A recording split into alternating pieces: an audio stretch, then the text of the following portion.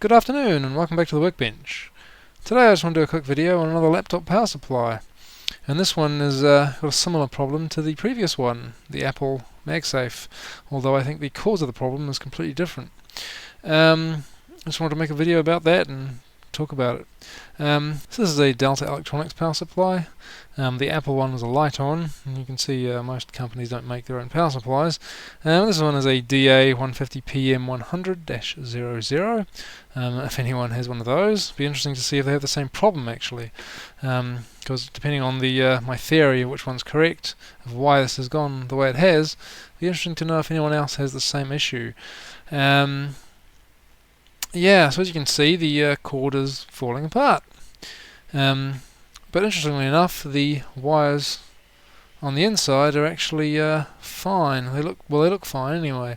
And I do believe the thing works when you plug it in. So yeah, but the outer jacket, at first I thought this had been broken by too much bending, and that it had been repaired and stuck back together, and someone had just hacked the insulation off with a knife to do the repair. But upon closer inspection, you can see obviously no one's repaired this at all. The cables still go perfectly, the wires go straight through. It's just the outer insulation is sort of breaking off, and it's interesting to see the way that's happened. It's sort of got sharp angles to it. It looks like it's split or cracked, and you can see that here, just along the middle, which typically is not something that would happen. There's another point down here, same thing. This is the kind of damage you'd expect to see only under severe bending of the cable, and something which would result in failure of the conductors inside. Same thing, you see. I mean, it's just cracking off. So to see typically the outer cable sheath, normally to crack that much, to break that much, you would need to have a lot of bending, and the wires inside would definitely have broken by then. But it looks like they're perfectly fine. It's only the outside that's broken off, so it tells me that there is definitely something wrong with it. There's some issue with the plastic. It's degraded significantly more than it should have, I think, and that's either some issue with the mixture, not enough plasticizer or not enough UV stabilizer or some other sort of stabilizer. I mean, it still is kind of bendy, but yeah, I mean, it's not kind of rotten like some cables, especially rubber ones. They'll rot, and when you bend them, you can see cracks appearing in them, and they just start all falling apart. This is not doing that. Which is interesting. It's only in certain places, although interestingly it's most pronounced like here, where typically you'd have more bending, and here where there's typically more bending. So it's definitely the bend of these points has definitely exacerbated the problem, but it's I think the main issue is just the cable itself has either been badly manufactured or it's been damaged somehow. In a strange way, and the only thing I can think of, and I say this because of another issue with the laptop. I was told that the laptop, which has, I believe, an inbuilt 2.1 speaker system, i.e. it has two speakers for stereo, and it has a little mini subwoofer at the front under the touchpad. I was told that the subwoofer had not been working. It was making horrible crackling noises, and it was all vibrating and wasn't working properly. And I was told that when the user looked at it, they said that they thought that the speaker had been cut around the edges with a knife, because it was a perfectly cut, or apparently cut, hole, not a hole, but around the side of the speaker cone. I imagine, going from the description, that there was like a perfectly clean break around that side, and to me that sounds like a degraded speaker suspension cone suspension surround.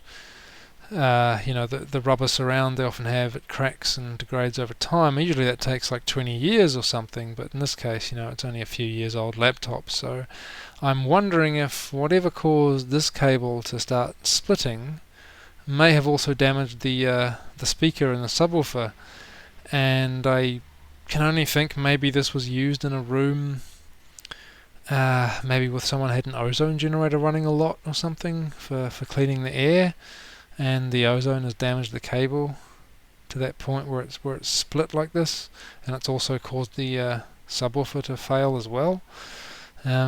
Or there's been some other kind of compound in the air that's caused damage. Because if it was just the cable by itself, I would wonder if it was just a bad mixture in the insulation and the plastic or whatever. But yeah, going by the fact the subwoofer has also failed in a way that, like I said, you wouldn't expect in only a few years. It's the sort of thing usually takes like 20 years or something before that sort of thing happens.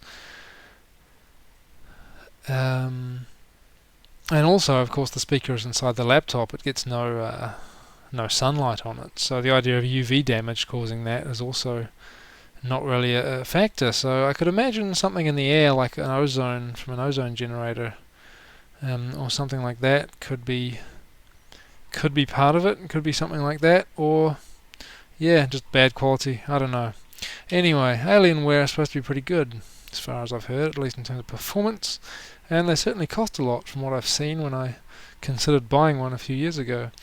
But yeah, I don't know. It would be very interesting to know if anyone who has the same power adapter or similar, if they have seen this same problem. Is it a common thing with these? In which case it would suggest that the cord is just made improperly, or is it some environmental condition? I don't know. All I can think of is, like I said, ozone or UV or something, and a high concentration of either of those could cause accelerated damage. But I wouldn't say UV has caused this, because if there was enough damage to cause this, it would have faded the label on here. It would have caused discoloration on the cable and other parts of it, and yeah, it's just very odd. So I don't know what's happened here, but it's certainly interesting. I'm going to try to sort of repair this. I mean, it hasn't really been damaged, at least the wires haven't been, but all I can think of is to maybe cut this one about here somewhere, reconnect these wires after putting some heat shrink pieces on this, and then taping this back up and putting the heat shrink over it, trying to give it some rigidity and try to get this so that these wires, because these wires will break if it's left like this. At this point, they're going to take all the strain of the whole cable now, so it's not very good. Something needs to be done to fix that issue. This part is the most annoying, because you can't really get heat shrink over this. On one end we got the plug, and on the other end we got this thing here. The only thing I could think of would be if you cut directly in the middle, and then took maybe a chunk out of this part and put it in there, and then did the whole thing. But we lose the distance between the plug and the ferrite there, which that distance could be critical. Probably not for actual operation or anything, but for EMI, whatever. I'm not sure. I guess if the location of these matters. So I don't know. Possibly just do a whole lot of insulation tape around this, and then get a heat shrink sleeve that's big enough to fit over that, and hope that it shrinks down enough.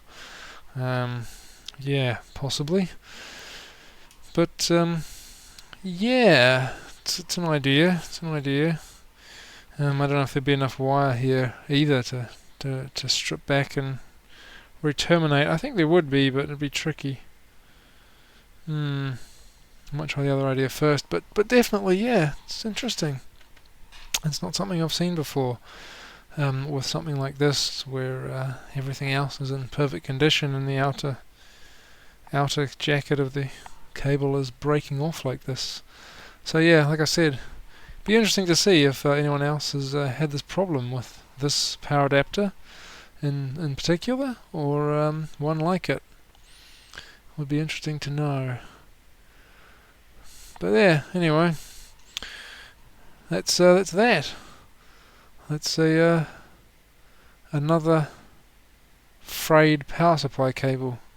Fortunately it's only on the low voltage end, so no big deal of electric shock or anything, but yeah, you certainly wouldn't want to see that happening on a mains cable.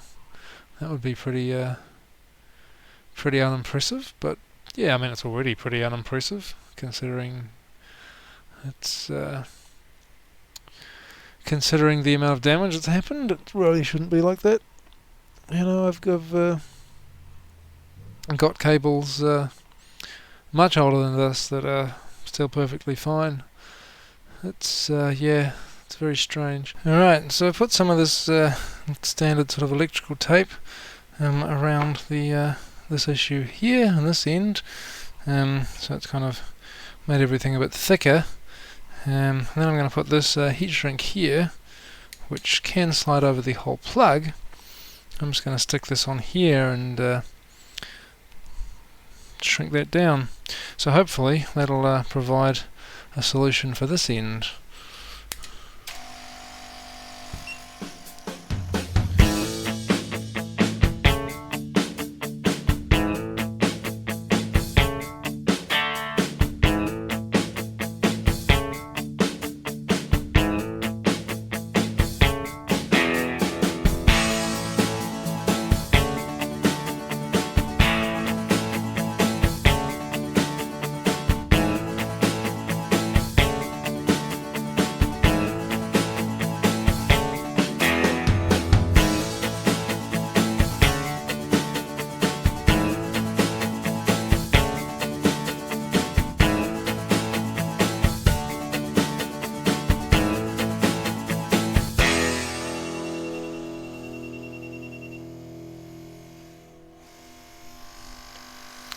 Yeah, I mean, it's not perfect, but it'll be better than what it was before, and it's certainly better than nothing.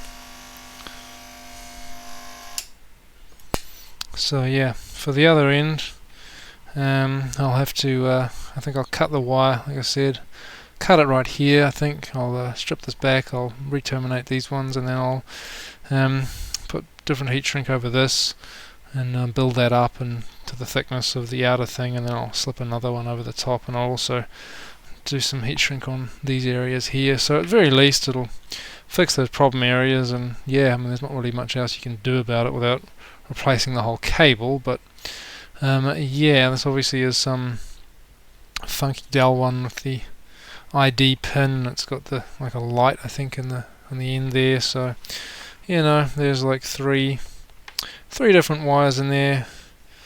You got some kind of smart circuitry in there, so I don't know, again it's like the MagSafe one, you know, buying a genuine one of these cables. I don't know how you would get one necessarily. Of course you could just buy a whole new third-party charger, but at this point the charger still works, so it's kind of a point of, yeah, let's just fix the cable as best we can and keep it going for as long as possible, and if the cable does completely fail in the future, then yeah, you have the other option of buying a whole new adapter. I mean at that point the capacitors in this might be all dead anyway, so there's probably yeah, not much point in keeping it at that point anyway, but hopefully this will keep it going for a bit longer. So there we go. Just got to do the rest of this now. Alright, so I've hacked the cable off. There's the end of it there, and there's the laptop charger there. And now I've put a short piece of this thick one there, so we can use that to secure the joint between that relief and this part here, and then I've got this thinner one that I'll slip on the rest of the cable, so I'll just be doing that.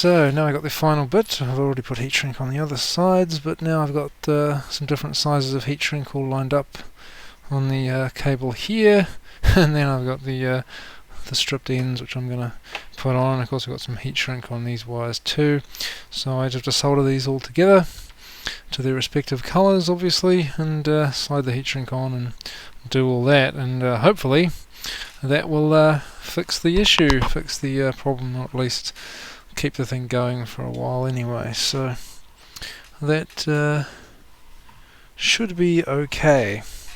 So I've just got to solder these together basically. Yeah. So the fun part will be doing these. Basically I'm going to go for, actually I want to untwist that. For these thicker power wires, I think what I'm going to do is go for the method of just sort of butting them together and twisting them up and letting the solder flow all through them. It's not the best way of doing it, but if I try and do it any other way, the resulting size of the join will be too big to get heat shrink over easily, and it'll make things a bit lumpy and horrible. So I just would rather do it this other way. Just kind of mesh everything together like this, and then kind of twist it around to a little extent.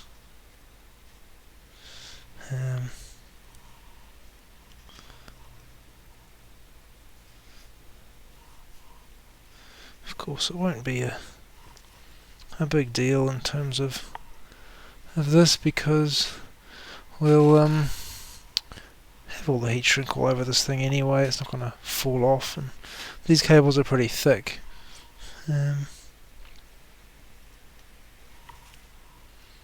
That'll hold together quite well.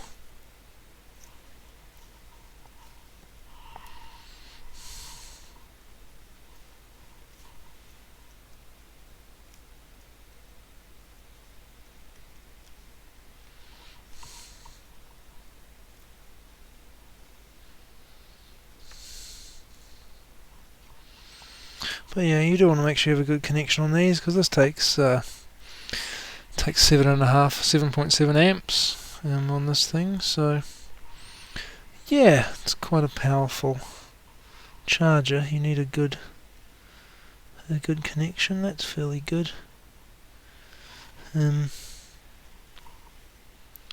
Yeah. Anyway, trick also is not to flow too much solder on there, so as to make the thing excessively large. And of course you also need a good iron, powerful enough to heat all that up, obviously.